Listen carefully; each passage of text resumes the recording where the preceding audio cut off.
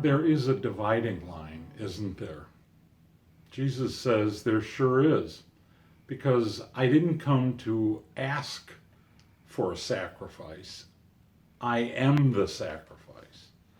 Matthew chapter 20, verse 28 says, the Son of Man came to give his life as a ransom for many. Jesus' whole life really can be summed up in one word: service. That's what he was all about. And his service knew no limits, not even from the cross. The word many signifies not some small fraction of people calculated in advance or some tiny elite arbitrarily chosen, but stands instead for the uncounted multitudes in every time and in every place who will find in Jesus' service the power for fresh, creative life, not bound to old patterns of privilege or power. I'm still thinking about 9/11, even though it's been 20 years now.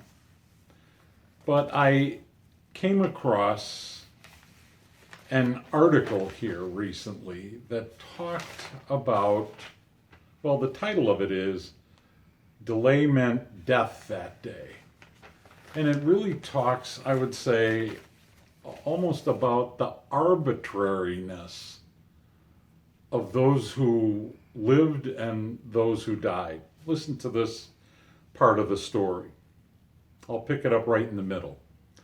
Across the hall, Manny Urzi, age 59, an investigator for the tax department, was in the morning coffee clutch with Charles Mills, age 61, and William Pullman, age 56, when he saw the first jet speeding toward the towers. "Charlie, that plane's too low," he yelled. "That plane's going to hit us." He dived to the floor. The clear skies and the way the jet appeared to be under control convinced him immediately that the crash was a terrorist attack. But the fire was in the other tower, and he decided that the South Tower wasn't in any danger.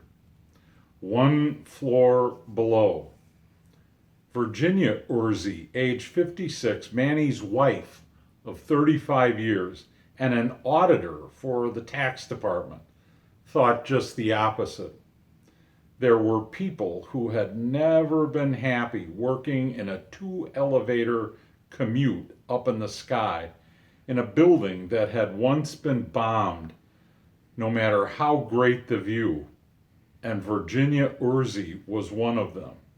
If anything ever happens, she long told her husband, meet me on the 86th floor at stairway C, because I'm not leaving this building without you. That morning she ran to the rendezvous spot, crying, her knees buckling, expecting him to come down. He didn't. The fire was in the other building, and it was safer to stay inside, he thought.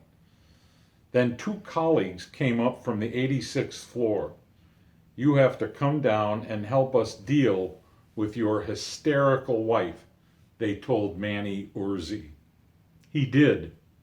He bowed to her fears that day, and they escaped. She saved my life, he says. But Mills and Pullman, the 2 men drinking coffee with Urzi and the top tax department officials present on the floor that day, they all died.